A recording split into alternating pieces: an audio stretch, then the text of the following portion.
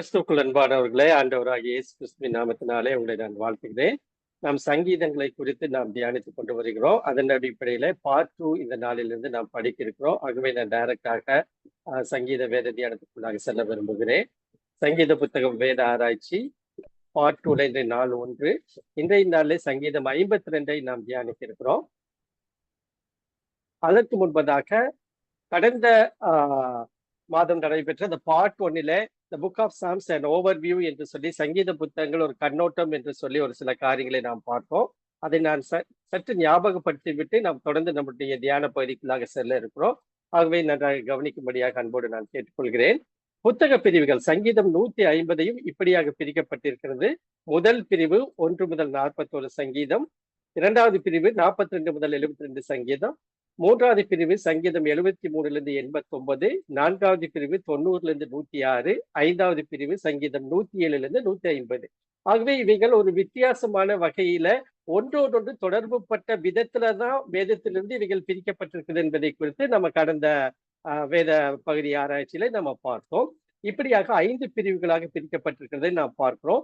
அந்த முதல் பிரிவு 1 முதல் 50 நம்ம ஏற்கனவே நாம் கடந்த முறை தியானித்து விட்டோம். இந்த முறை இந்த 3 பகுதிகளும் வருகிற சங்கீதங்களை நாம் பார்க்க முடியும். இரண்டாவது பிரிவு, மூன்றாவது பிரிவு, நான்காவது பிரிவு, ஏற்கனவே 90-100 பக்கத்துல நம்ம வர வேண்டியது இருக்கிறது. ஆகவே இந்த 3 பகுதியில் உள்ளதையும் நாம் தியானிக்க இருக்கிறோம். ஆகவே இவை பிரிக்கப்பட்ட காரியங்கள் எல்லாம் குறித்து போன தடவை நம்ம வாசிச்சோம். அவருடைய முதல் பகுதி என்று சொன்னால் 1 முதல் 41 சங்கீதங்கள் எதை குறித்து பெரும்பான்மையாக பேசுகிறதுன்னு சொன்னால் கடவுளை தவிர எனக்கு யார் உதவி, இரண்டாவது அற்புதங்களை செய்கிறவர, மூன்றாவது அதாவது 72 முதல் 89 சங்கீதங்கள் பரிசுத்தர் என்பதை குறித்து பேசுகிறது, நான்காவது மிகவும் உயர்ந்தவர், ஐந்தாவது பிரிவு வணங்கப்படத்தக்கவர் போற்றுதலுக்குரியவர்ங்கிற காரியங்கள்லாம் மையமாக வைத்து எழுதப்பட்டிருக்கிறதை நாம் பார்க்க முடியும்.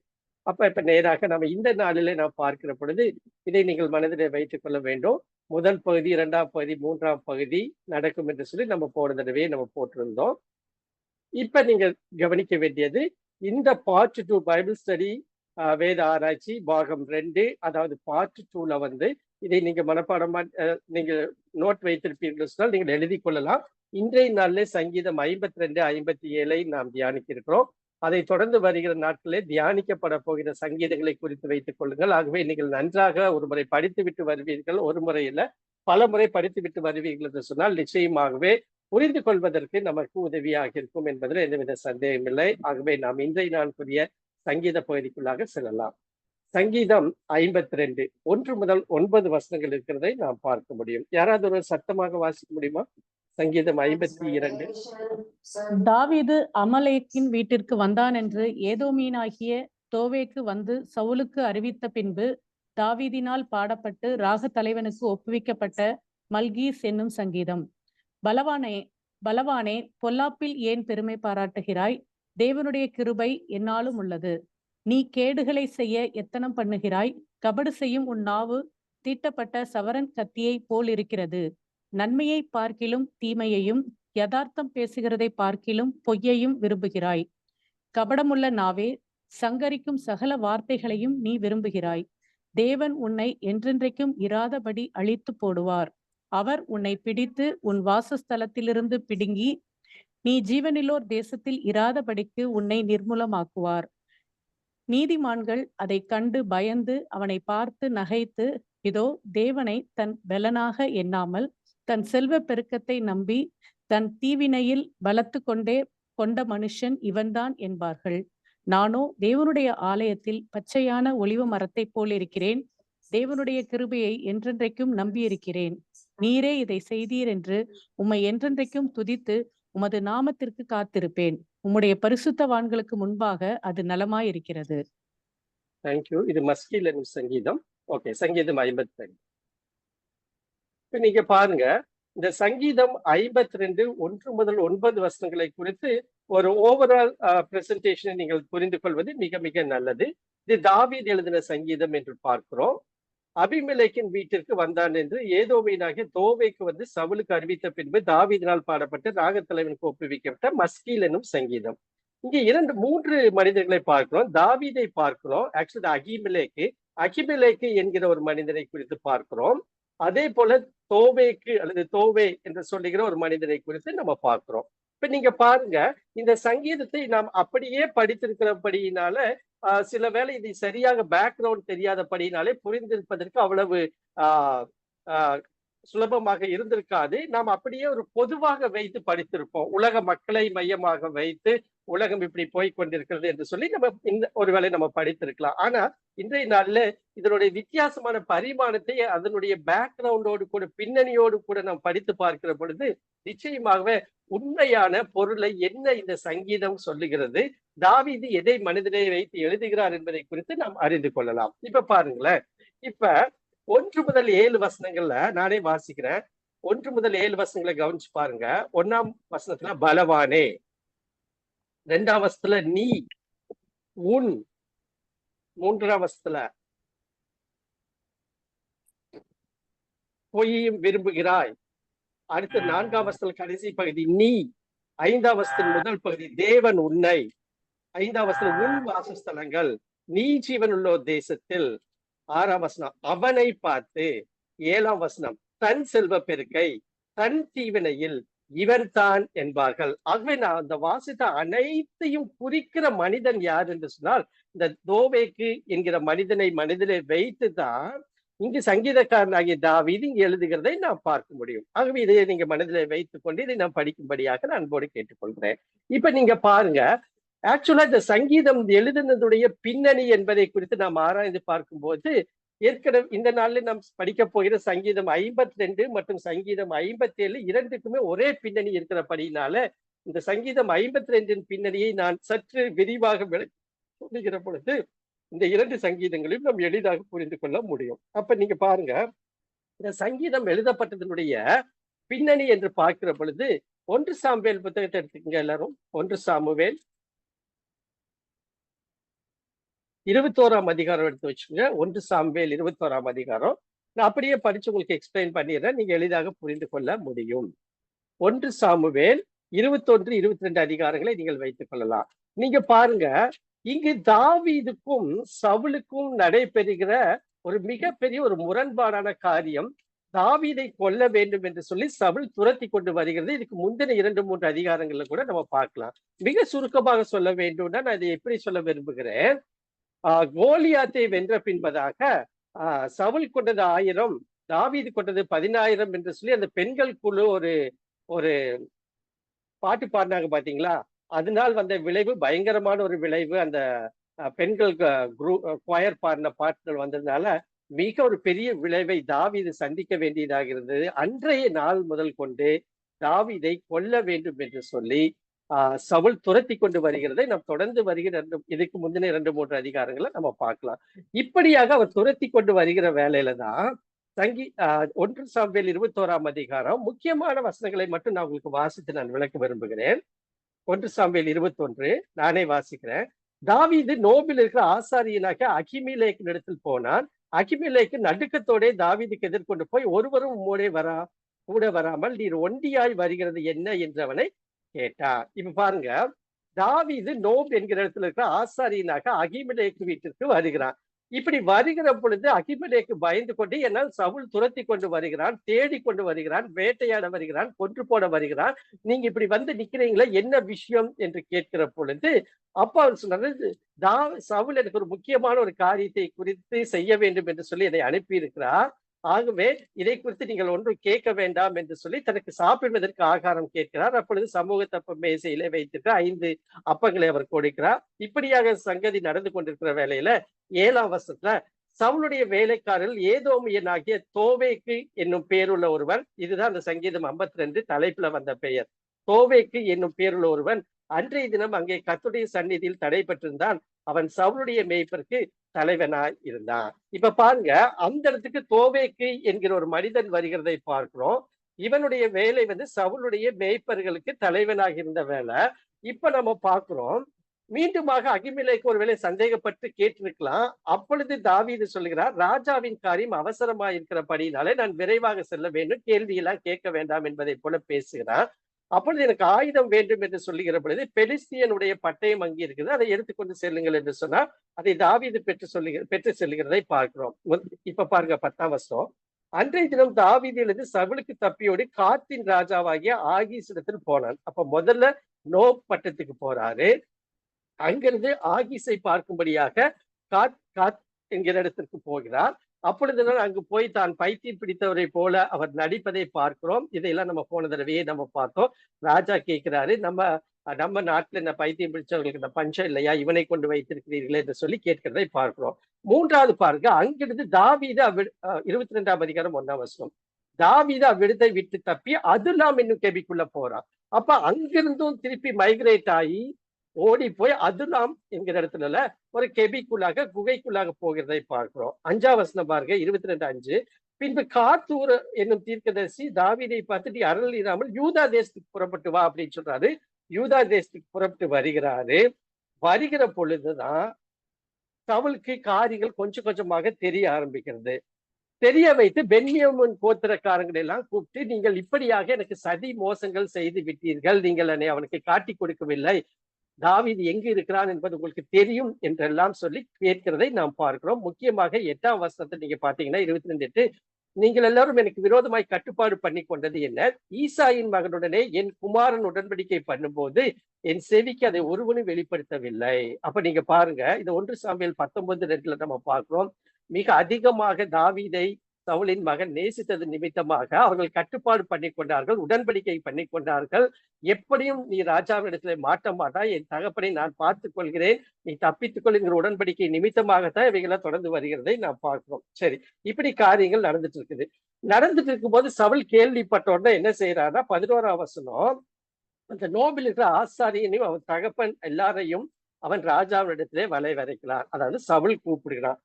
கூப்பிட்டு இந்த ஆசாரியனாக அகிமெலேக்கிடம் பேசுகிற பொழுது அகிமெலேக் சொல்றான் பாருங்க, 14ஆம் வசனம் 22:14. அகிமெலேக் ராஜாவுக்கு பிரதித்திரமாக, உம்முடைய எல்லா ஊழியக்காரர்களும் தாவீதை போல ராஜாவுக்கு மருமகனும் உம்முடைய கட்டளையின்படி செய்து வருகிறவனும் உம்முடைய வீட்டிலே கனமுள்ளவனுமாயிருக்கிற உண்மை உள்ளவன் யார்? அவனுக்கு தெரியவே தெரியாதுங்க, என்ன நடந்துச்சுன்னே தெரியாது. ஆகவே அவன் தாவீதுக்கு பிரதித்திரம் சொல்லும்படியாக அனுகூலமான காரியங்களை பேசுறாரு. எல்லா ஊழியக்காரங்களும் தாவீதை போல யாரு கிடையாது, உங்களுடைய மருமகன் மட்டுமல்ல உங்களுடைய வீட்டிலே கனம் உள்ளவன் அவனாய் இருக்கிறான், உண்மை உள்ளவனாய் இருக்கிறான். இவனை குறிச்சு நீங்க ஏன் இப்படி போராடி கொண்டிருக்கிறேன், ஏன் அவரை கொலை செய்ய வேண்டும் என்று திட்டமிட்டு இப்படியாக எங்களை எல்லாம் கூப்பிட்டு கேட்கிறீங்கன்னு சொல்லுகிற பொழுது பாருங்க, திருப்பி 16ஆம் வசனம், ராஜாவோ அகிமெலேக்கே, நீயும் உன் தகப்பன் வீட்டார் அனைவரும் சாகவே சாக வேண்டும் என்று சொல்லுகிறதை பார்க்கிறோம். அதற்கு முன்பதாக அகிமெலேக்கு சொல்கிறார், இப்படியாக வந்தார், எனக்கு நடந்த காரியங்கள் எனக்கு எதுவுமே தெரியாது, உம்முடைய அடியான் இவைகள் எல்லாவற்றிலும் ஒரு சிறிய காரியமாகிலும் பெரிய காரியங்களும் அறிந்ததில்லை என்று சொல்லி 15ஆம் வசனம் சொல்றாரு. அப்ப நீங்க பாருங்க, சவுல் ராஜா சொல்றாரு, நீயும் உன் தகப்பன் வீட்டார் அனைவரும் சாக வேண்டும். சவுல் பக்கத்தில் இருக்க தன்னுடைய ஒரு மனிதரை பார்த்து, அவர்களை எல்லாம் நீங்க ஆசாரிகளை கொன்று போடுங்கள் என்று சொல்லுகிற பொழுது அந்த மனிதன் சொல்லுகிறான் 17ஆம் வசனத்தின் பிற்பகுதி, கர்த்தருடைய ஆசாரிகளை கொல்ல தங்கள் கைகளை நீட்ட சம்மதிக்கவில்லை என்று சொல்லுகிறதை பார்க்கிறோம். அப்பொழுது இந்த ராஜா இந்த தலைப்புல தோவேக்குன்னு வந்து பாத்தீங்கன்னா, அந்த தோவேக்கு கூப்பிட்டு என்ன சொல்றாரு, நீ அவனை கொன்று போடு என்று சொன்ன பொழுது 18ஆம் வசனம், அப்பொழுது ராஜா தோவேக்கை நோக்கி, நீ போய் ஆசாரிகளை கொன்று போடு என்றான். ஏதோமியனாகிய தோவேக்கு ஆசாரியர்கள் மேல் விழுந்து சடலோடு ஏபோத்தை தரித்திருக்கும் 85 பேரை அன்றைய தினம் கொன்றான். 85 ஆசாரியர்களை அன்று கொண்டு போடுகிற இந்த தோவைக்கு என்கிற மனிதன் கொண்டு போடுகிறதை பார்க்கிறோம். அப்பதான் பாத்தீங்கன்னா, அதுல இருந்து தப்பி ஒருவன் வருகிறான், அபியத்தார் என்பவன் தப்பி ஓடி வந்து தாவீதிடம் சொல்லுகிறான், சவுல் இப்படியா ஒரு காரியத்தை செய்ய சொல்லி தோவைக்கு 85 ஆசாரிகளை மட்டுமல்ல, 19ஆம் வசனம், ஆசாரியர்கள் பட்டணமாகிய நோபில் உள்ள புருஷரையும் ஸ்திரீகளையும் பிள்ளைகளையும் குழந்தைகளையும் மாடுகளையும் கழுதைகளையும் ஆடுகளையும் பட்டையை கறிக்கிறால் வெட்டி போட்டால். ஒரு மிகப்பெரிய ஒரு கொலை மோசமாக நடைபெறுகிறதை பார்க்கிறோம். இதை அறிவித்தவுடனே என் நிமித்தமாக இது நடந்தது என்று சொல்லி தாவீது சஞ்சலப்படுகிறதை நாம் பார்க்க முடியும். இதுதான் இதனுடைய பின்னணி. அப்ப தோவேக்கை குறித்து என்னென்ன காரியங்கள்ல இப்ப நான் சொன்ன பாத்தீங்களா, அதெல்லாம் தோவேக்கை குறித்து சொல்லுகிற காரியங்கள் தான், சவுலை குறித்து சொல்லுகிற காரியங்கள் தான். அதை மனதிலே வைத்து தாவீது எழுதின சங்கீதம் தான் இந்த சங்கீதம். அப்ப நம்ம இதை மனதிலே வைத்துக் கொண்டு, இந்த பின்னணியை மனதிலே வைத்துக் கொண்டு நாம் படிக்கிற பொழுது இந்த 2 சங்கீதங்களும், அதாவது சங்கீதம் 52 சங்கீதம் 57 நாம் மிக எளிதாக புரிந்து கொள்ள முடியும். அப்ப நீங்க பாருங்க, சங்கீதம் 52 எடுத்து வச்சுக்கோங்க. 1 முதல் 5 வசனங்களை வந்து துன்மார்க்கனின் குணநலத்தை குறித்து பேசுகிறது. 6, 7 வசனங்களை வந்து நீதிமானின் செயல்களை குறித்து பேசுகிறது. 8, 9 வசனங்கள் தேவ பக்தி உள்ளவர்களின் மகிழ்ச்சி எப்படியாக காணப்படும் என்பதை குறித்து இங்கே தாவீது சங்கீதமாக எழுதுகிறதை நாம் பார்க்க முடியும். இதுதான் நம்ம வாசிச்சோம். மஸ்கீல் என்னும் சங்கீதம் பின்னணி டீட்டெயிலா நம்ம பார்த்துட்டோம். மஸ்கீல் அதாவது ஞானவானாக்கு அல்லது புத்திசாலி அல்லது என்ன அர்த்தம்னு கேட்டீங்கன்னா போதக சங்கீதம் என்று சொல்லி நம்ம பார்க்கிறோம். சரி, இப்ப முக்கிய கருத்து என்னன்னு கேட்டீங்கன்னா, மிக முக்கியமாக இங்க பேசக்கூடிய அந்த பிரிடாமினன்ட் திங் என்று சொன்னால் அந்த நாவை குறித்து இங்க பேசுகிறதை பார்க்கிறோம். அப்ப இந்த கபடு நாவு என்கிற ஒரு வார்த்தை வருகிறது. அப்ப அந்த கபடு நாவு விரும்பும் பொல்லாதவன் என்பதனுடைய அர்த்தம் என்னன்னா, இந்த கபடு என்று சொன்னால் ஒரு சூழ்ச்சி, ஒரு சூது, வஞ்சனை இவைகள் எல்லாம் பொருள் உள்ளதாக காணப்படுகிறதை நாம் பார்க்க முடியும். அதே போல தேவனுடைய கிருபையை நம்பும் நீதிமான் செழிப்பான் என்பதையும் இந்த சங்கீதம் சுட்டி காட்டுகிறது. அப்ப நீங்க பாருங்க, தாவீது சவுலுக்கு பயந்து நிராயுதபாணியாய் அப்பமும் தண்ணீரும் கூட இல்லாமல் ஓடும் போது ஆசாரியனாகி அகிமெலேக்கை சந்திக்கிறான். தாவீதின் உண்மை நிலை அறியாமல் அகிமெலேக்கு உதவி செய்கிறான். இதை பார்த்துவிட்ட சவுலின் ஊழியக்காரனாகிய தோவேக்கு சவுலிடம் அபிமெலேக்கை காட்டி கொடுக்க அகிமெலேக்கையும் அவன் வீட்டாரையும் கொலை செய்கிறான். இதன் பின்னணி 1 சாமுவேல் 21, 22 அதிகாரங்கள்ல இப்பதான் நம்ம பார்த்தோம். அப்ப நீங்க பாருங்க, தொடர்ந்து வருகிற பகுதியில இங்க 2 வகையான மக்கள் இங்கு காட்டப்படுகிறதை நாம் பார்க்க முடியுது. இந்த சங்கீதத்தை குறித்து பாத்தீங்கன்னா, ஒண்ணு பொல்லாப்பில் பெருமை பாராட்டும் பலவான்கள். அவங்க காரியமே, அவங்க பெருமையே எதுல காணப்படுதுன்னா பொல்லாப்புல தான் பெருமை அடைகிற மக்களாக அவங்க காணப்படுகிறதை நாம் பார்க்க முடியும். இப்ப உதாரணத்துக்கு யாருன்னு பாத்தீங்கன்னா, தேவேக்கும் சவுலும். அவங்க பாத்தீங்களா, இதை செஞ்சேன், அதை செஞ்சேன், அப்படி பண்ணேன், இப்படி பண்ணேன், இதை விரும்புறேன், அதை விரும்புறேன், அப்படி என்று சொல்லுகிறதெல்லாம் நம்ம பார்க்க முடியும். அப்ப இந்த பொல்லாப்புல பெருமை பாராட்டுகிற பலவான்கள் அப்படின்னா என்னன்னா, இந்த பொல்லாப்புல பெருமை பாட்டுறது வந்து அவங்களுக்கு ஒரு பெரிய பலவான்களாக அவர்கள் பலமாக நினைக்கிறார்கள். இது பலவான்கள் என்கிறவர்கள் நாம் நினைச்சா என்ன வேணாலும் செய்யலாம் என்று சொல்லி செய்கிறதை நாம் பார்க்கிறோம். இங்க பாருங்க, தோவேக்கும் சவுலும் அப்பேற்பட்ட காரியத்தை செய்கிறதை பார்க்கிறோம். சவுல் எப்படியாக தாவீதை வெறுத்து அவரை வேட்டையாட வேண்டும் என்று சுற்றி திரிகிறார் என்பதை நாம் அறிந்திருக்கோம். நீங்க பாருங்க, 85 பேரை ஆசாரிகள் அன்றைய தினம் தோவேக்கு சாகடிக்கிறான், கொல்லுகிறான். மட்டுமல்ல, நீங்க பாருங்க, அந்த பட்டணமாகிய நோபில் உள்ள புருஷரையும் ஸ்திரீகளையும் பிள்ளைகளையும் குழந்தைகளையும் ஆடுகளையும் கழுதைகளையும் ஆடுகளையும் பட்டை கறிக்கிறார், வெட்டி போட்டா. ஒருவேளை சவுல் ராஜா ஆர்டர் கொடுத்துட்டார் அப்படிங்கிறதுக்காக எதை வேணாலும் செய்ய முடியுமா? ஆண்டவரால் அபிஷேகப்படுத்தப்பட்ட அந்த ஆசாரியர்களை 85 பேரை, ஏன் அந்த நோபு பட்டணத்தையே அவன் கொன்று போடுகிறதை பார்க்கிறோம். பொல்லாப்பில பெருமை பாராட்டும் பலவான்கள். அப்ப நீங்க பாருங்க, சவுல் எப்படி இருந்திருக்கணும்? இஸ்ரவேல் சமஸ்தானத்தின் ஒரு ராஜாவாக அவர் முதலாவதாக தேர்ந்தெடுக்கப்பட்டிருக்கிறார். ஆனா சவுல் அதை விட்டு பெருமை பாராட்டுகிறாராக, பொல்லாப்பான காரியங்களை செய்வதற்காக தன்னையே ஒப்பு கொடுத்த ஒரு மனிதனாக காணப்படுகிறதை இந்த சங்கீதத்துல தாவீது சித்தரிக்கிறதை நாம் பார்க்க முடியும். எனக்கு என்ன அர்த்தம் தெரியுங்களா? ஒரு ராஜா வேண்டும் என்று இஸ்ரவேல் மக்கள் கேட்கிறார்கள். திரியேக தேவன் இருந்த நாட்களிலே திரியேக தேவன் வழி நடத்துகிற வழியிலே ஆண்டவருக்கு ஒரு ஈக்குவலண்டா ஒரு ராஜாவை வைத்தான் என்றுதான் சொல்ல வேண்டும், இஸ்ரவேல் மக்களை வழிநடத்தும்படியாக. அதுதான் சவுல். ஆனால் சவுல் செய்த காரியங்களை பாருங்கள். எப்படி இருக்க வேண்டிய சவுல் எப்படி மாறி இருக்கிறதை நாம் பார்க்க வேண்டும். பொல்லாப்புல பெருமை பாராட்டும் பலவான்கள் இந்த நாட்களிலும் இருக்கத்தான் செய்கிறார்கள். அவர்கள் மத்தியில உங்களுடைய என்னுடைய வாழ்க்கை எப்படி காணப்படுகிறது? ஒருவேளை நான் அதை உங்களுக்கு காண்பிச்சு கொடுக்குறேன் பாருங்களேன். சவுலை குறித்து நாம் பார்க்கிற பொழுது, சவுலை குறித்து நான் உங்களுக்கு காண்பிச்சு கொடுக்கிறேன். 1 சாமுவேல் 15:17 நீங்க பாருங்க. ஒருவேளை நீங்க எடுத்து வச்சுக்கலாமே. 1 சாமுவேல் 15:17 இது தெரிந்த அதிகாரம்ங்கிறபடினாலே நான் சற்று வேகமாக நான் போகிறேன். இது உங்களுக்கு நல்லா தெரியும். சவுல் வந்து அமலேக்கியரோடு கூட போர் புரிய வேண்டும் என்று சொல்லுகிற காரியத்தை நீங்கள் அறிந்திருக்கிறீர்கள். இதை வந்து சாமுவேல் தீர்க்கதரிசி சொல்லுகிறாரு. இது யாத்திராகமம் 17ஆம் அதிகாரத்துல நடந்த சம்பவத்தினுடைய அடிப்படையில நடந்த காரியம். இது ஆண்டவர் மனதிலே வைத்துக் கொண்டு அவர்களோடு போர் புரிய வேண்டும் என்று சொன்ன நிறைவேறலை பார்க்கிறோம். இங்க நீங்க பாத்தீங்கன்னா ஒரு 5 காரியங்களை செய்யும்படியாக சொன்ன காரியங்களை, இந்த 5 காரியங்களையும் சவுல் செய்யவில்லை. இதெல்லாம் நான் கடந்த தியானத்திலேயே நான் உங்களுக்கு விலாவாரியாக இந்த அதிகாரத்தை சுட்டி காட்டியிருந்தேன். இப்பொழுது நீங்க பாருங்களேன். என்ன சொல்றாருன்னா, சவுல் சாமுவேலிடத்துல பார்க்கிற பொழுது 13ஆம் வசனம், 1 சாமுவேல் 15:13 பிற்பகுதியில கர்த்தருடைய வார்த்தையை நிறைவேற்றினேன் என்று சொல்லுகிறார். கர்த்தருடைய வார்த்தையை அவர் நிறைவேற்றவே இல்லைங்க. கொஞ்சம் கூட நிறைவேற்றவில்லை. அப்படி சொல்லுகிறதை பார்க்கிறோம். அப்ப நீங்க பாருங்க, உன்னுடைய ராஜ்யம் பறி போகிறது என்கிறதெல்லாம் சாமுவேல் தீர்க்கதை சொல்லிட்டு சவுலை பார்த்து ஒரு அருமையான ஒரு வார்த்தையை சொல்றாரு.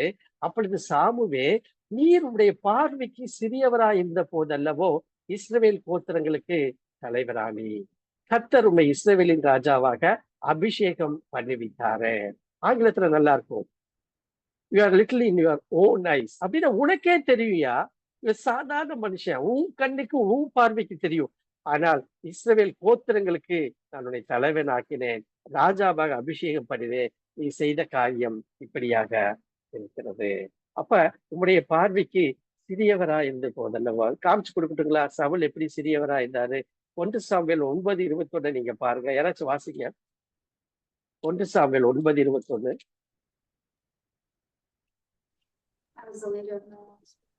அப்பொழுது சவுல் பிரதித்திரமாக, நான் இஸ்ரவேல் கோத்திரங்களிலே சிறிதான பென்யமீன் கோத்திரத்தான் அல்லவா? பென்யமீன் கோத்திரத்து குடும்பங்களிலெல்லாம் என் குடும்பம் அற்பமானது அல்லவா?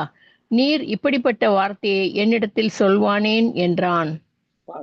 சவுல் சாமுவேல் தீர்க்கதரிசி சபையிலே அபிஷேகம் பண்ணும்படியாக அந்த பட்டணத்திற்கு வந்திருக்கிறார். அபிஷேகம் பண்ணும்படியான காரியங்களை ஆண்டவரும் அதற்கு முன்பதாகவே பேசி இருக்கிறார். அப்படி நீங்க சொல்கிறார் பாருங்க, பென்யமீன் கோத்திர, நான் இஸ்ரவேல் கோத்திரங்களில் சிறிதான பென்யமீன் கோத்திரத்தான் அல்லவா? பென்யமீன் கோத்திரத்தின் குடும்பங்களிலெல்லாம் என் குடும்பம் அற்பமானதல்லவா? நீர் இப்படிப்பட்ட வார்த்தையை என்னிடத்தில் சொல்வானே. சாமுவேலுக்கு சவுலுக்கே தெரியுதுங்க, இப்படி இருந்த என்னை நீர் ஒரு அரசனாக அபிஷேகம் பண்ணினீரே. நீர் உம்முடைய பார்வைக்கு சிறியவராய் இருந்த போது கர்த்தர் உன்னை அபிஷேகம் பண்ணினார் என்று சாமுவேல் சொல்லுகிறதை பார்க்கிறோம். இன்னொரு வசனத்தை நான் வாசிக்கிறேன். 1 சாமுவேல் 10:21-22. மீண்டுமாக சவுல் ஒளிந்து கொள்ளுகிறான். அவனை அரசனாக அபிஷேகம் பண்ண வேண்டும். எல்லாம் ரெடியா இருக்கு. இங்க பாருங்க, 21 நான் வாசிக்கிறேன். அவன் பென்யமீன் கோத்திரத்தை அதனுடைய குடும்பங்களின்படியே சேர பண்ணி மாத்திரி குடும்பத்தின் மேலும் அதிலே கீசின் குமாரன் ஆகிய சவுலின் மேலும் சீட்டு விழுந்தது. அவனை தேடின பொழுது அங்க நான் அகப்படவில்லை. சவுல் ஓடிட்டாருங்க. எங்க இருக்கிறாருங்க அவன்? இனி இங்கே வருவானா? அவர்கள் திரும்ப கர்த்தரிடத்தில் விசாரித்த போது இதோ தளவாடங்கள் இருக்கிற இடத்துல ஒளிந்து கொண்டிருக்கிறான் என்று கர்த்தர் சொன்னார். அப்ப பாருங்க, ஒளிந்து கொண்டிருந்த ஒரு மனிதன், அவனுடைய பார்வைக்கு சிறியவராய் இருந்தபோது இஸ்ரவேல் சமஸ்தானத்தில் அரசனாக ஆண்டவர் அபிஷேகித்திருந்தார். பொல்லாப்பில் பெருமை பாராட்டும் பலவயனாக அங்கே சவுல் காணப்படுகிறதை பார்க்கிறோம்.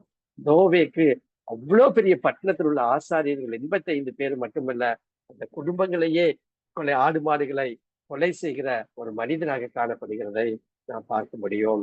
அதே இடத்துல நீங்க பாருங்க, தேவனுக்கு பயந்த 2 நீதிமான்களையும் இந்த சங்கீதம் காட்டுகிறது. யாராரு? அகிமெலேக்கு, தாவீது. அகிமெலேக்கு ரொம்ப வெகுளியா சொல்றாங்க, சவுல் இடத்துல எனக்கு தெரியவே தெரியாதுங்க, சிறிய காரியமாகலும் பெரிய காரியம் எனக்கு தெரியாது. மிக அழகாக தாவீதை குறித்த ஒரு சாட்சி அவர் சொல்லுகிறார்.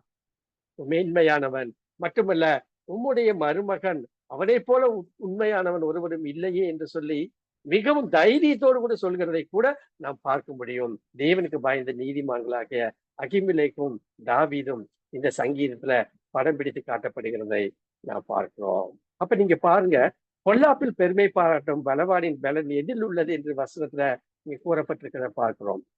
அப்ப இந்த பொல்லாப்புல பெருமை பாராட்டும் பலவானின் பலன் எதில் இருக்குதுன்னு அவங்க நினைச்சிட்டு இருக்காங்கன்னா, கபட நாவு, அதாவது சூழ்ச்சி, வஞ்சனை, சூது பேசுகிற நாவு என்னிடத்துல இருக்கும் என்று சொன்னா, நல்லா இந்த நீங்க நான் சொன்ன அந்த பேக்ரவுண்டை நீங்க கவனிச்சு பாருங்க.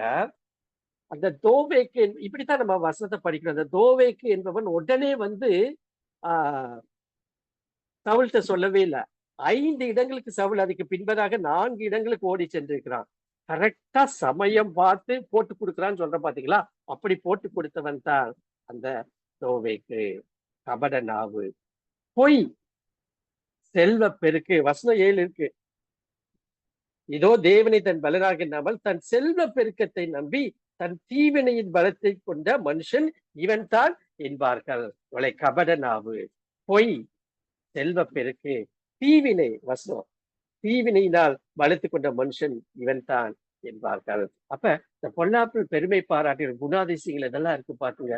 இதெல்லாம் இருக்கிற பொழுது ஏதோ நான் ஒரு லாபகமாக பேசினது போல, ஏதோ ஒரு காரியத்தை செய்து முடிப்பதற்கு பயன்படுத்துகிற குணாதிசயம் போல காணப்படுகிறதா பார்க்கிறோம். கபட நாவை குறித்து யாக்கோபு 3:6 நம்ம வாசிக்கிறோம். எங்க வீட்டுல வாசிங்க. நாவும் நெருப்புதான், அது அநீதி நிறைந்த உலகம் என்று சொல்லி முழு சரீரத்தை கரைப்படுத்துகிறது, ஆயில் சக்கரத்தை கொளுத்து விடுகிறது, நரக கிளில் கொடுத்தப்படுகிறதாயும் இருக்கிறது. எனக்கு அன்பான தேவனுடைய பிள்ளைகளை, நம்முடைய நாவை நாம் எப்படி பயன்படுத்துகிறோம்? இங்க தோவேக்கு சொன்ன ஒரே ஸ்டேட்மெண்ட் தான், அன்னைக்கு அந்த இடத்துல வந்தான் அப்படின்னு சொன்ன ஒரே ஒரு வார்த்தை நிமித்தமாக எப்பேற்பட்ட கொலை நடக்கிறதை நீங்கள் பார்க்க முடியும். நாவை கட்டுப்படுத்தும்படியாக அது ஒரு நெருப்பு தான், சிறிய அவயவம் தான், அநீதி நிறைந்த உலகத்துலதான் நம்ம வாழ்ந்துட்டு இருக்கிறோம். ஆகவே அந்த நாவை நான் எப்படி வேணாலும் பயன்படுத்தி விடலாம் என்று சொல்லி நாம் நினைக்க முடியாது. அது முழு சரீரத்தை, ஒரு மனிதனையே கரைப்படுத்துகிறதை நாம் பார்க்க முடியும். மட்டுமல்ல, கரைப்படுத்துவது நிமித்தமாகத்தான் அப்பேற்பட்ட கொலை என்ற இந்நாள்ல நடக்கிறதை பார்க்கிறோம். மட்டுமல்ல, நியாய தீர்ப்பு நாள்ல அக்கினியால் சுட்டரிக்கப்படுவதற்கும் இந்த நாவு ஒரு காரணமாக அமைகிறது என்பதை நாம் அறிந்து கொள்ள வேண்டும். தீட்டப்பட்ட சவரன் கத்தியை போல் இருக்கிறது. இந்த வசனத்தெல்லாம் நீங்க வாசிங்க, யாக்கோபு 3:5-10. அப்ப மூன்றாவதாக இப்படி முடிக்கிறார், தேவனுக்கு பயந்த நீதிமானுடைய பலன் எதில் உள்ளது என்று கூறப்பட்டுள்ளது. பாருங்க, தேவனுடைய கிருபை. இந்த 1ஆம் வசனத்தின் பிற்பகுதியில நீங்க பாத்தீங்கன்னா, தேவனுடைய கிருபை எந்நாளும் உள்ளது அப்படின்னு இருக்குது. ஆங்கில வேதாகமத்துல ஆல் தி டே அப்படின்னு டெய்லி இருக்குது. ஆண்டோடைய கிருபை நமக்கு டெய்லி இருக்குது. ஆகவே இதுல நான் பலன் உள்ளவனாக காணப்படுவேன் என்று சொன்னால், நிச்சயமாகவே இந்த தோவேக்கை போல, சவுலை போல நீங்களும் நானும் இருக்க மாட்டோம். தேவ பலன், வசனம் 7. இதோ தேவனை தன் பலனாக எண்ணாமல், அப்படின்னா தேவனை பலமாக எண்ணினால் நம்ம என்ன நினைப்போம்னா, இவைகளிலிருந்து விலகி காணப்படுவோம். வேதம் சொல்லுகிறது, நாம் நிர்மூலமாக இருக்கிறது கர்த்தருடைய கிருபை என்று நம்ம பார்க்கிறோம்.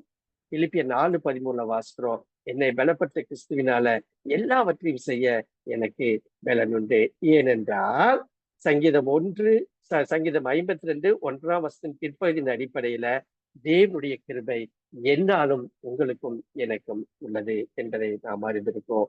மிக அழகாக சங்கீதக்காரன் இந்த 1 சாமுவேல் 21-22 அதிகாரங்களில் மனதிலே வைத்து தோவேக்கு என்கிற மனிதன், சவுல் என்கிற மனிதன், அகிமெலேக்கு என்கிற மனிதன், தாவீதையும் சேர்த்து மிக அழகாக இந்த சங்கீதத்தை எழுதுகிறதை நாம் பார்க்க முடியும். எனக்கு அன்பானவர்களை, இந்த நாள்ல நான் ஒன்றை சொல்ல விரும்புகிறேன். இனி வரும் சங்கீத பகுதிகளில் அவன் அப்படி போகட்டும், இப்படி போகட்டும், நியாயம் தீர்க்கட்டும், அப்படி நியாயம் தீர்க்க வேண்டும், அவனுக்கு இது நடக்கணும், அது நடக்கணும், அப்படிங்கிற காரியங்களை எல்லாம் நான் சற்று குறைத்து விட்டு, எது மிக மிக நம்முடைய முக்கியமாக தேவையோ அதை நான் உங்களுக்கு தியானிக்கும்படியாக கற்றுக் கொடுக்க விரும்புகிறேன். அப்ப நீங்க பாருங்க, எல்லாவற்றையும் செய்ய எனக்கு பலன் உண்டு.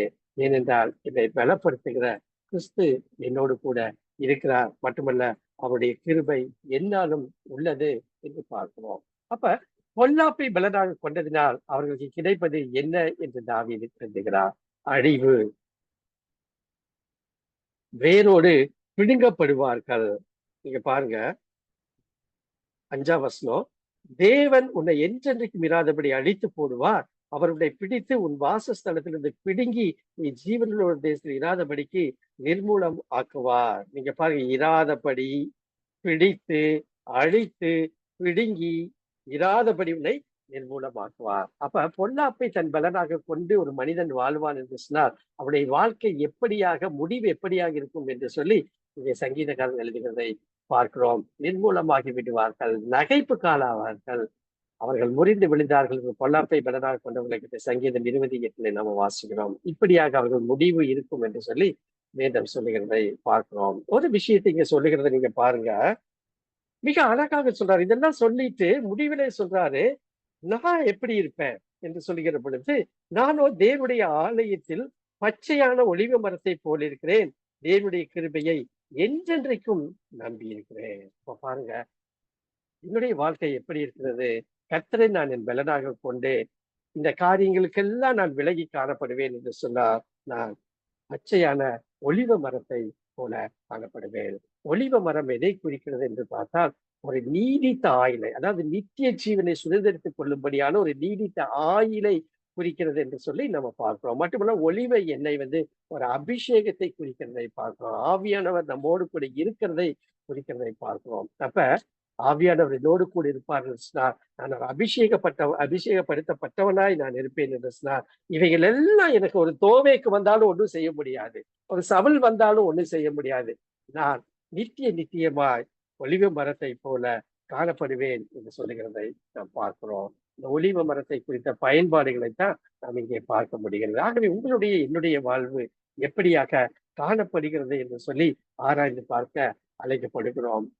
மிக அழகாக ஒரு காரியத்தை அப்போஸ்தலனாகிய பவுல், ஒரு ஊழியர், ஒரு கிறிஸ்தவன் எப்படி இருக்க வேண்டும் என்று சொல்லி கற்றுக் கொடுக்கிறதை நாம் பார்க்க முடியும். 2 கொரிந்தியர் 4ஆம் அதிகாரம் 7ஆம் வசனத்தை எடுங்க. 2 கொரிந்தியர் 4 படிக்கிறேன் பாப்பா. வாசி. இந்த மகத்துவம் உள்ள வல்லமை எங்களால் உண்டாயிராமல் தேவனால் உண்டாயிருக்கிறது என்று விளங்கும்படி இந்த பொக்கிஷத்தை மண் பாண்டங்களில் பெற்றிருக்கிறோம். பாருங்க, இந்த மகத்துவம் உள்ள வல்லமை எங்களால் உண்டாயிராமல், அப்படின்னா நம்மளால உண்டாயிராமல் தேவனால் உண்டாயிருக்கிறது என்று விளங்கும்படி இந்த பொக்கிஷத்தை மண்பாண்டங்களில் பெற்றிருக்கிறோம். ஒருவேளை அந்த பொக்கிஷம் என்றால் என்ன, இந்த மண்பாண்டங்களில் பெற்றிருக்கிறோம் என்றால் என்ன என்பதை ஒருவேளை இந்த நாளில நாம் படித்து பார்க்கிற பொழுது அதனுடைய உள்ளான அர்த்தம், எதற்காக பவுல் சொல்கிறார் என்பது ஒருவேளை தெரியாமல் இருக்கலாம், ஒருவேளை மேலோட்டமாக நாம் யூகித்து விடலாம். ஆனால் 1ஆம் நூற்றாண்டு கிறிஸ்தவர்களுக்கு இவர் எதை சொல்லுகிறார் என்பதை நன்றாக அறிந்திருக்கிறார்கள். ஆகவே இந்த பொக்கிஷங்கள் மண்பாண்டங்கள் என்ன அர்த்தம் தெரியுங்களா? ரோம சாம்ராஜ்யத்துல இந்த ஒலிவ எண்ணெயில் தான் இயங்கினது என்று சொல்லி நாம் பார்க்கிறோம்.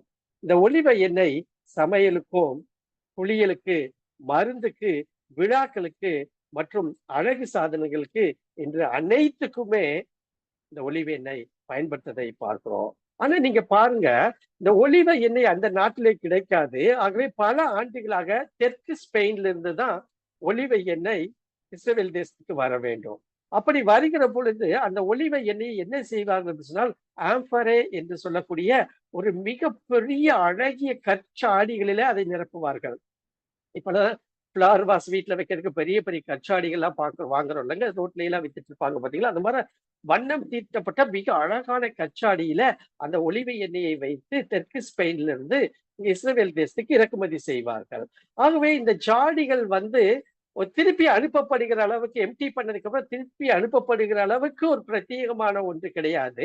ஆகவே அவர்கள் என்ன செய்வார்களா, அந்த ஜாடிகளை நொறுக்கி உடைத்து போடுவார்கள். இப்பொழுதும் நீங்க 25 மில்லியன் ஜாடிகள் உடைக்கப்பட்ட ஒரு மலை குவியல் பார்த்தீங்கன்னா, நீங்க ரோமில் உள்ள டைபர் நதிக்கு பக்கத்துல இருக்கிறதை, மண் ஓடுகள் சிதறி கிடத்தி குவியலாக இருக்கிறதை நம்ம பார்க்க முடியும். அப்ப இந்த வசனத்தை அவங்க எப்படி புரிஞ்சுக்கிறாங்கன்னா, பழங்கால உலகில அந்த ஜாடிகளின் மதிப்பானது அவற்றின் அழகுல கிடையாது, மாறாக அதை சுமந்து வரும் பொருட்களிலே இருந்தது, அந்த ஒலிவ எண்ணெயிலே இருந்தது. 1ஆம் நூற்றாண்டு கிறிஸ்தவர்கள் இந்த பகுதியை இதன் அடிப்படையில நன்றாக புரிந்திருப்பார்கள். எனக்கு அன்பானவர்களே, அந்த ஆம்பரே போன்ற ஜாடிகளை போல நமது உடல்கள், நம்முடைய தேகம், நம்முடைய வாழ்க்கை ஒரு நிரந்தரமற்றவை, அவை உடையக்கூடியவை, மேலும் அது அழிந்து போகக்கூடியவை. ஆனா நம்முடைய வாழ்வின் பிரத்யேகம் என்ன? நாம் வெறும் களிமண் தான். இயேசு கிறிஸ்துவும் திரியேக தேவனும் பரிசுத்த ஆவியானவர்களை நமக்குள் இருக்கும் உண்மையான பொக்கிஷம். நாம் அவர்களை சுமந்து செல்கிறோம், நாம் அவர்களுக்கு சாட்சியாக இருக்கிறோம் என்பதை குறித்துத்தான் இந்த நாளில புரிந்து கொள்ள வேண்டும் என்று சொல்லி நான் விரும்புகிறேன். ஆகவே இறுதியாக தேவனை பலனாக கொண்டவர்களின் பலனையும் தாவீது எழுதுகிறார். என்ன செய்வாங்களா? வசனம் 8ல, தேவனுடைய ஆலயத்தில் செழிப்பாக இருப்பார்கள், அசையா நம்பிக்கை காணப்படும், துதி மகிழ்ச்சி உண்டு, நலமானது கிடைக்கும். தேவ பிள்ளைய, இன்றைய நாள்ல உங்களுடைய என்னுடைய பலன் எங்கே இருக்கிறது? சவுல் பரிதாபமாக அழிந்தான். தாவீதோ தழைத்து பெருகினார். 1 பேதுரு 3:10 முதல் 11 வசனங்களை நம்ம பார்க்கிறோம். ஜீவனை விரும்பி நல்ல நாட்களை காண வேண்டும் என்று இருக்கிறவன் பொல்லாப்புக்கு தன் நாவையும் கபடத்துக்கு தன் உதடுகளையும் விலக்கி காத்து தொடர்ந்து நன்மை செய்து அதை பின்தொடர கடவன் என்று சொல்லுகிறதை நாம் பார்க்கிறோம். இந்த நாளில பவுலின் வாழ்வு, தோவேயின் வாழ்வு நமக்கு ஒரு பாடமாக இருக்கட்டும். தோவேக்கின் குணநலங்களை குறித்து தாவீது மிக அழகாக சரித்திரத்தின் அடிப்படையில பின்னணியில இந்த சங்கீதத்தை எழுதுகிறதை பார்க்கிறோம். அந்த சங்கீதத்திலும் தாவீது என்கிற ஒரு மனிதனும் காண்பிக்கப்படுகிறான். அவன் தான் அந்த சங்கீதத்தை எழுதுகிறான்.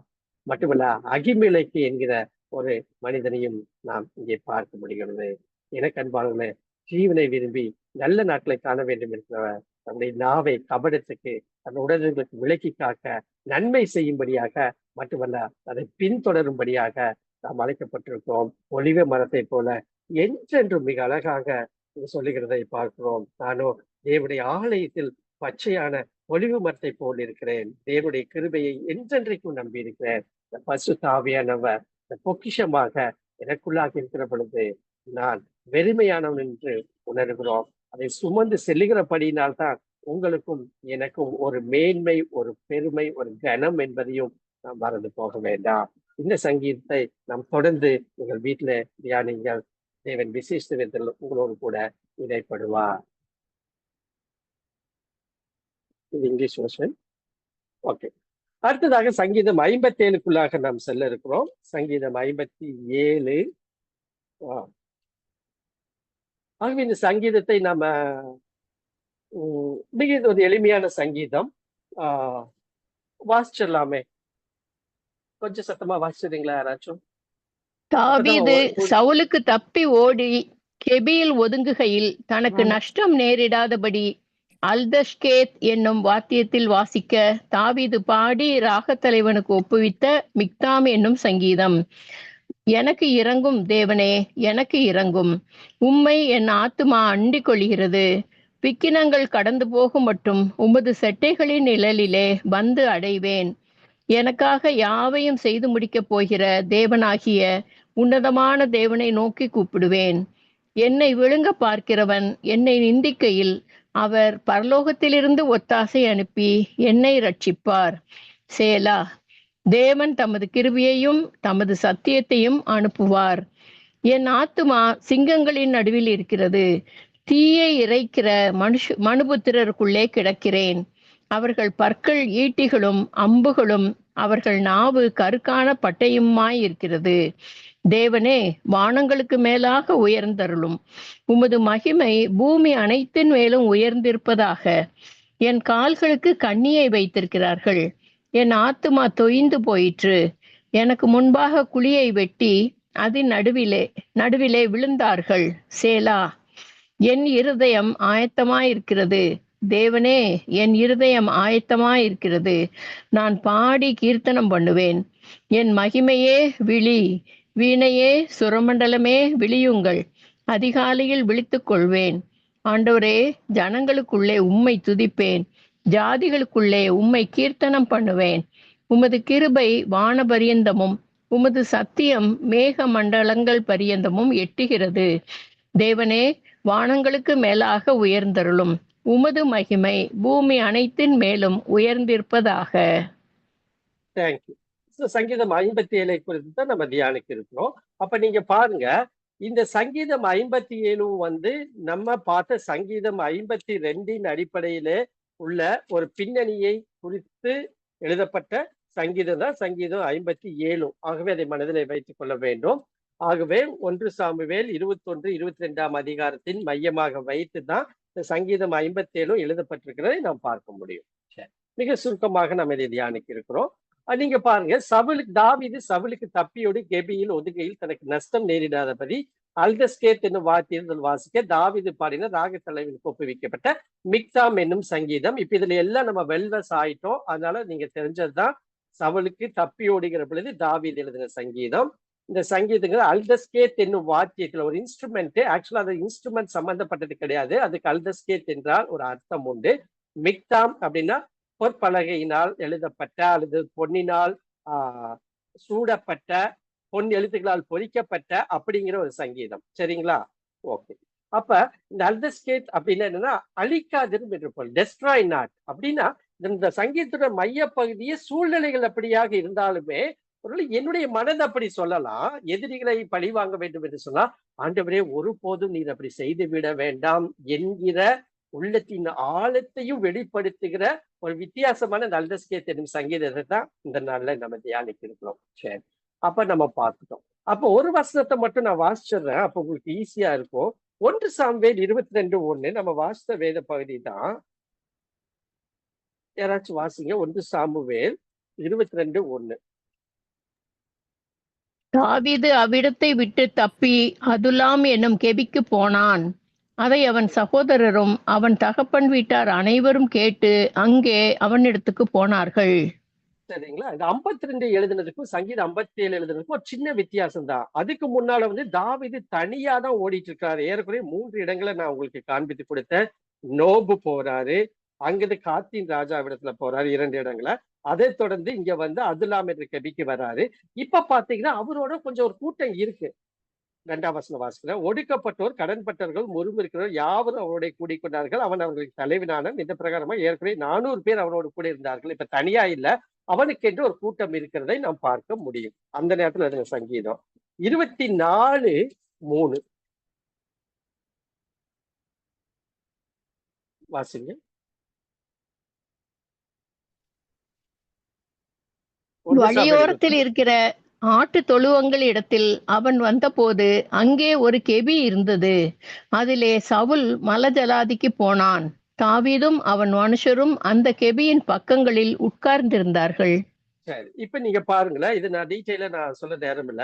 இந்த 1 சாமுவேல் 24ஆம் அதிகாரத்துல பார்க்கும்போது சவுலை கொல்லும்படியான ஒரு சந்தர்ப்பம் தாவீதுக்கு கிடைக்குது. ரொம்ப முக்கியங்க. அந்த நேரத்துல எழுதப்பட்ட சங்கீதம் தான் அது. தாவீதுக்கு கிடைக்குது. ஒரு வசனத்தை மட்டும் நான் வாசிக்கிறேன். 24:1 வாசிக்கிறேன். அக்கா வாசக மேல் வசனம். சவுல் பெலிஸ்தரை பின்தொடர்ந்து திரும்பி வந்த போது இதோ தாவீது என்கேதியின் வனாந்தரத்தில் இருக்கிறான் என்று அவனுக்கு அறிவிக்கப்பட்டது. இப்ப 6வது இடத்துக்கு தாண்டி என்கேதி அப்படிங்கிற வனாந்தரத்துக்கு போயிட்டாரு.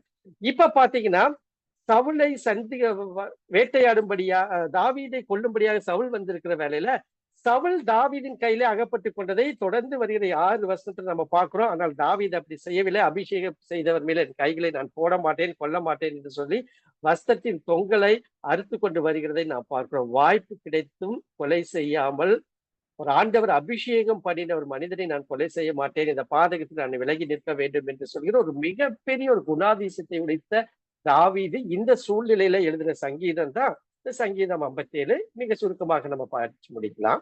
அப்ப நீங்க பாருங்க, எனக்கு அன்பானவர்களே, இந்த சங்கீதம் 57 1, 2 வசனங்கள் மிக மிக முக்கியமான வசனங்கள். இது நீங்க இது நான் மனப்பாடம் பண்ணி வச்சுக்கேன், நீங்களும் மனப்பாடம் பண்ணி வச்சுக்கலாம். மிகவும் முடியாத சூழ்நிலையில, மிகவும் கஷ்டத்துல, தேற்றுவாரற்ற நிலையில, அவர்களை தேற்ற வேண்டும் என்று நினைக்கிற இடத்துல நீங்கள் போகிற பொழுது இந்த சங்கீதத்தின் 2 வசனங்களை நாம் சொல்லி ஜெபிக்கிற பொழுது நிச்சயமாகவே அவர்களுக்கு நல்ல ஒரு விடுதலையை நாம் உணர முடியும். அப்ப பாதுகாப்பிற்கான மன்றாட்டு என்று சொல்லி சங்கீதம் 57 1 முதல் 6 வசனங்களை நம்ம பார்க்கணும். அடுத்தது அவர் துதிக்கிறார். துதியை முன்வைத்து ஜெபிக்கிறத 7 to 11 நம்ம பார்க்கிறோம். மிக எளிமையான சங்கீதம். அப்ப முக்கிய பகுதி என்று பார்க்கிற பொழுது நீங்க பாருங்க, 1ஆம் வசனம். எனக்கு இறங்கும் தேவனே, எனக்கு இறங்கும், உண்மை என் ஆத்துமா அண்டிக் கொள்கிறது, விக்கினங்கள் கடந்து போகும் மட்டும் ஒரு செட்டைகளின் நிழல வந்தடைவேன். 5வது இடத்துக்கு போயிட்டேன். அப்பவும் சவுல் துரத்துறாரு. விக்கினங்கள் கடந்து போகும் மட்டும் ஒரு செட்டைகளின் நிழல்ல வந்தடைவேன். யாரையுமே தன் நம்பிக்கையாக தாவீது வைக்கவே இல்லைங்க. கூட 400 பேர் இருந்தான், ஞாபகம் வச்சுங்க. மட்டுமல்ல அவர்களுடைய தாய் தகப்பன்மார்கள் கூட இருந்தாங்க. யார் மேலும் நம்பிக்கை வைக்கவே இல்லை. உமது செட்டைகள் நிழல்ல வந்தடைவேன். இதை போன்ற சூழ்நிலை வாழ்க்கையில காடுகளிலும், மலைகளிலும், குகைகளிலும், கெபிகளிலும், வனாந்தரத்துல நான் சுற்றி கொண்டு வந்திருக்கிற சூழ்நிலைகள், விக்கிடைகள் கடந்து போனாலும் உமது செட்டைகள் நிழல்ல வந்தடைவேன். எனக்கு ஒண்ணு தெரியும். என்ன தெரியும்னா, எனக்காக யாவையும் செய்து முடிக்க போகிற தேவனாய் உன்னதமான தேவனை நோக்கி இப்படி உன்னதமான தேவன், மிக அருமையான வார்த்தைங்க. இதை குறித்து நீங்க நல்லா ஸ்டடி பண்ணலாம், எனக்கு நேரம் இல்லை. உன்னதமான தேவன் என்கிற வார்த்தை யார் சொன்னது முற்பிதாக்கள் காலத்துல, அதனுடைய அர்த்தம் என்ன, அதனுடைய பேக்ரவுண்ட் என்ன, அதை ஏன் தாவீது இங்கே உபயோகிக்கிறார் என்பதெல்லாம் ஒரு மிக அருமையான ஸ்டடி. ஆகவே இதை நீங்க வீட்டுல செய்யும்படியாக நான் அன்போடு நான் உங்களை கேட்டுக்கொள்கிறேன். அப்ப விக்கிரங்கள் சூழ்கிற வேலையில அடைக்கலம் புகுகிற ஒரே இடம் தேவனுடைய செட்டை. அடைக்கலம் புகுகிற வேலையிலும் எனக்கு வேண்டிய நம்பிக்கை என்னன்னா, எனக்காக யாவையும் செய்ய போகிற நீர் தான், வேற யாரும் இல்லை. ஆகவே ஊருலகத்துக்கு நான் போகல, எல்லாத்துக்கும் வாட்ஸ்அப் அனுப்பல, எல்லாரும் ஜெபிக்கும்படி எல்லாத்தையும் சொல்லி தொந்தரவு பண்ணல, ஜெப கோபுரங்களுக்கெல்லாம் போன் அடிக்கல. நான் உம்மை நோக்கி பார்க்கிறேன், உமக்கு மட்டுமே அந்த விண்ணப்பத்தை நான் தெரிவிக்கிறேன் என்று சொல்லி தாவீது மிக அழகாக தன்னுடைய நம்பிக்கை விசுவாசத்தை வெளிப்படுத்துகிற ஒரு சங்கீதம் நான் சரியான முடித்து விடுவேன். சரி, அப்ப தேவன் பூமிக்கும் வானங்களுக்கும் மேலாக உயர்ந்தவர். அந்த கடைசி 7 to 11 வசனங்கள் அவர் எதை பேசுறாருன்னா, he is a mighty God என்பதை குறித்து அவர் மனதிலே வைத்து எழுதுகிறார். இயற்கைக்கும் அப்பாற்பட்ட சக்தியை, இயற்கைக்கு அப்பாற்பட்ட அற்புதங்களை செய்ய வல்ல தேவன் என்னோடு கூட இருக்கிறார் என்கிறதை தான் அவர் வித்தியாசமான பாணியில, ஏன்னா இது ஒரு கவிதை எழுதுகிறதை நாம் பார்க்க முடியும். சரி, தாவீது சத்துருக்கள் தாங்கள் வெட்டின குழியில் தாங்களே விழுந்தார்கள் என்பதை குறித்து பேசுகிறார். சரி, அப்ப இது நம்மளுக்கு தெரிஞ்ச விஷயம் தான். தாவீது சவுலுக்கு தப்பியோடி கெபிகளிலே ஒளிந்து கொண்டிருப்பது பாடிய ஜெயப்பாடல் இது. ஆபத்து நேரங்கள் ஒரு குஞ்சு பறவை தாய் பறவையின் சட்டை கீழ் மறைந்து கொள்ளும் அற்புத உதாரணம் இங்கே கொடுக்கப்பட்டிருக்கிறது. வேதம் சொல்கிறது ஏசாயா 31:5 பறந்து காக்கிற பட்சிகளை போல சேரிகளுக்கு கர்த்தர் இஸ்ரவேலின் மேல் ஆதரவாக இருக்கிறார். எனக்கு அன்பானவர்களை, வசனத்தில் சொல்லப்பட்ட வாக்குத்தத்தத்தை தாவீது பிடித்து கொண்டு கர்த்தரிடத்தில் தன் விக்கிரத்திலிருந்து தப்பும் அவருடைய செட்டைகளின் நிழலில அடைக்கலம் புகழ்ந்து கொண்டார். இங்க இந்த செட்டை என்று வருகிற வார்த்தைக்கு வித்தியாசமான பொருளை இந்த சங்கீதத்திலேயே நம்ம பார்க்க முடியும். குறிப்பாக ஒரு சிலத்தை மட்டும் நான் சொல்லுகிறேன். இந்த மகா பரிசுத்த ஸ்தலம் என்று சொல்லுகிற ஆசாரிப்பு கூடாரத்துல இந்த கிருபாசன பெட்டி வைத்திருக்கோம். அந்த கிருபாசன பெட்டியிலே 2 இடங்களை ஒன்றை ஒன்று நோக்கி இருக்கிற அந்த தேவ தூதர்கள் வைக்கப்பட்டிருப்பார்கள். அந்த ஒரு அடைக்கலம் என்று கூட இதை சொல்லுகிறார்கள். உபாகம் 32:11-12 கழுகு தன் கூட்டை கலைத்து தன் குஞ்சுகள் மேல் அசைவாடி அவர்களை தன்னுடைய சிறகின் மேல் சுமந்து செல்கிறது போல கர்த்தரே உங்களை வழிநடத்தினார், அந்நிய தேவர்கள் அல்ல என்று சொல்லுகிற அந்த கழுகின் சட்டியை குறித்து கூட இந்த பதம் குறிப்பிடப்படுகிறது என்று சொல்லுகிறதை பார்க்கிறோம். மத்தேயு 23:37 ஆண்டவராகிய இயேசு கிறிஸ்து சொல்லுகிற காரியத்தை குறித்து, கோழி தன் குஞ்சுகளை சேர்த்து அணைக்கிற பொழுது எவ்வளவோ முறை என்று சொல்லுகிற அந்த செட்டைகளை கூட இங்கே எபிரேய பத்திரை வருகிறது என்று சொல்லி நாம் பார்க்கிறோம். ஆகவே கர்த்தருடைய செட்டை நமக்கு அடைக்கலம் என்பதை நாம் அறிந்து கொள்வோம். 2, தன் சத்துருக்கள் சிங்கங்களை போல வந்து விழுங்க பார்த்தாலும் தேவன் பரலோகத்திலிருந்து ஒத்தாசை எழுப்பி தன்னை பாதுகாப்பார் என்ற நிச்சயத்தை தாவீது விசுவாசத்தை அறிக்கையிடுவதை வசனம் 3 முதல் நீங்க வீட்டுல வாசிக்கலாம். 3 முதல் 5 வசனத்துல நம்ம பார்க்கிறோம். இந்த விசுவாசம் பெரிது. தேவ பிள்ளைகளாகிய நம்ம ஒவ்வொருவருக்கும் இருக்க வேண்டிய மிக முக்கியமான நம்பிக்கையாகும். இந்த பிராக்கெட்ல போட்டிருக்கிற வசனங்கள், இந்த இட்டாலிக்ஸ்ல புளூரசன்ட் பண்ண வசனங்கள் எல்லாம் நீங்கள் இந்த பகுதியோடு கூட ஒப்பிட்டு வாசிக்கிற பொழுது தேவனுடைய ஒத்தாசையை நாம் புரிந்து கொள்ள முடியும். மட்டுமல்ல, தாவீது எப்படி தன்னுடைய வாழ்க்கையில இதற்கு முன்பதாக அபியாசப்படுத்தினார் என்பதை நாம் தெரிந்து கொள்ள முடியும். தாவீதின் சத்துருக்கள் தாங்கள் வெற்றிட குடியிலே தாங்களே விழுந்தார்கள் என்பதை வசனம் 6 தெரிவிக்கிறதை நாம் பார்க்க முடியும். நீங்க பாருங்க, தேவனை உறுதியாக பிடித்திருக்கும் ஒவ்வொரு தேவ பிள்ளைக்கும் நடப்பது இதுதான். யூதனாகிய மொர்தெகாய்க்கு ஆமான் அமைத்த தூக்கு மரத்தில் ஆமானே தூக்கு போடப்பட்டது எஸ்தர் 7:9 வாசிக்கிறோம்.